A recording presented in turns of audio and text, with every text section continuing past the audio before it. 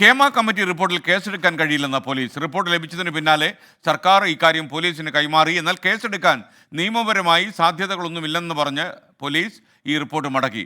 ഷഫീദ് റാവുത്തർ ചേരുന്നു തിരുവനന്തപുരത്ത് നിന്ന്. ഷഫീദ്, വിവരങ്ങൾ.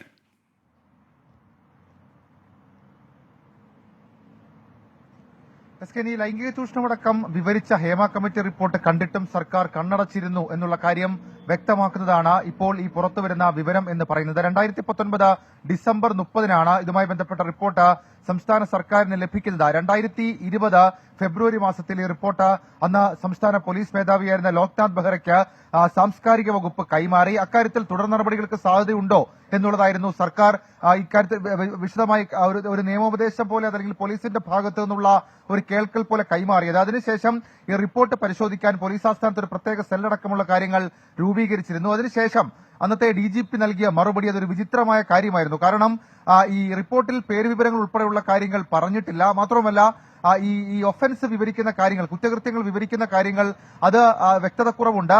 വിശദമായിട്ടുള്ള കാര്യങ്ങൾ പറഞ്ഞിട്ടില്ല. അതുകൊണ്ട് തന്നെ കേസെടുക്കാൻ നിലവിൽ പോലീസിനാകില്ല എന്നുള്ളതായിരുന്നു സംസ്ഥാന സർക്കാരിന് അല്ലെങ്കിൽ സാംസ്കാരിക വകുപ്പിന് നൽകിയ പോലീസിന്റെ മറുപടി. കൂടാതെ ഈ റിപ്പോർട്ടിൽ ഏതെങ്കിലും തരത്തിൽ നടപടി ശുപാർശ ഇല്ല എന്നുള്ള കാര്യം കൂടി പോലീസ് ചൂണ്ടിക്കാട്ടിയിരുന്നു. ഏതായാലും ഈ ഘട്ടത്തിൽ നമുക്ക് പറയാനുള്ളത് പോലീസിനെ സംബന്ധിച്ച ലൈംഗിക ചൂഷണം ഉൾപ്പെടെയുള്ള കാര്യങ്ങളുടെ വിവരങ്ങൾ അതിൽ വളരെ ഗൌരവമുള്ള ഒരു കമ്മിറ്റി, ഒരുപക്ഷെ രാജ്യത്ത് തന്നെ ആദ്യമായി സിനിമാ മേഖലയിലെ പ്രശ്നങ്ങൾ പഠിക്കാൻ സംസ്ഥാന സർക്കാർ തന്നെ നിയോഗിച്ച ഒരു കമ്മിറ്റി അവർ അക്കമിട്ട് വിവരിച്ചപ്പോൾ പോലും അക്കാര്യത്തിൽ ഒരു പ്രാഥമിക പരിശോധനയ്ക്ക് പോലീസും സർക്കാരും തയ്യാറായിട്ടില്ല എന്നുള്ള കാര്യവും നമുക്ക് ഈ ഒരു നീക്കത്തിൽ നിന്ന് വ്യക്തമാണ്.